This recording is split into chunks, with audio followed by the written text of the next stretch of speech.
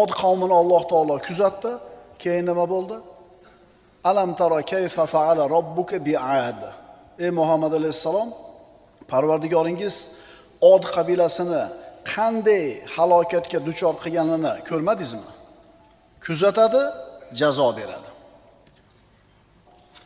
Uyingizga 5-kursda o'qiydigan o'rtog'ingiz, do'stingiz, student mehmon bo'lib keldi. Tasavvur qiling. Peshqadam talabalardan u bilan o'tirib gaplashib, suhbatlashib o'tiruvdingiz. Uni orqasidan mana shu student o'qiydigan universitetni professori kirib keldi. Yoki ana shu jamiyaning rektori kirib keldi. Olim odam, jamiyatda martabasi baland, hurmati baland. Haligi studentni qo'yib, professor bilan, rektor bilan ovora bo'lib ketasiz. Salomlashasiz, tabassum qilasiz, choy qo'yib uzatasiz. Xullas, diqqat e'tiboringiz mana shu rektorga qarab qoladi.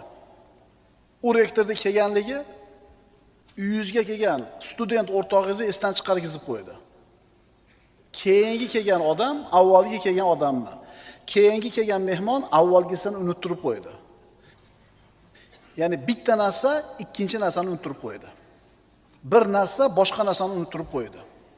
Shuning uchun siz musulmon sifatida tijoratingiz, do'koningiz, ulpatingiz, kayf safoyingiz, xullas qaysidir narsalaringiz sizni Alloh kuzatib turganligidan unuttirib qo'ygan bo'lsa, bu siz uchun xatarli holat. Qaytaramiz. Tijoratingiz, ulpatlaringiz, kayf safoyingiz, huzur halovatingiz, hobbilaringiz Alloh sizni kuzatib turganligini esdan chiqargizib qo'ydimi? Bu juda ham xatarli holat. Haqiqiy muroqabaning belgisi. Sen uchun ulug', muhim bo'lgan har qanday narsa Alloh seni kuzatib turganini esingdan chiqarib yubormasligi sening muroqabangni haqiqiy ekaniga dalil bo'ladi. Namozni har qanday holatda o'qiysan. Ro'zani har qanaqa sharoitda tutasan. Kunlik zikrlaring bor, seni hech narsa undan chalg'itmaydi. Tushunarlika, har qanday muhim ish sizni unuttirib qo'ymayaptimi? Alloh meni ko'rib turibdi degan shuuringiz yo'q qilib qo'ymayaptimi? Demak, sizning muroqabangiz haqiqiy muroqaba ekan.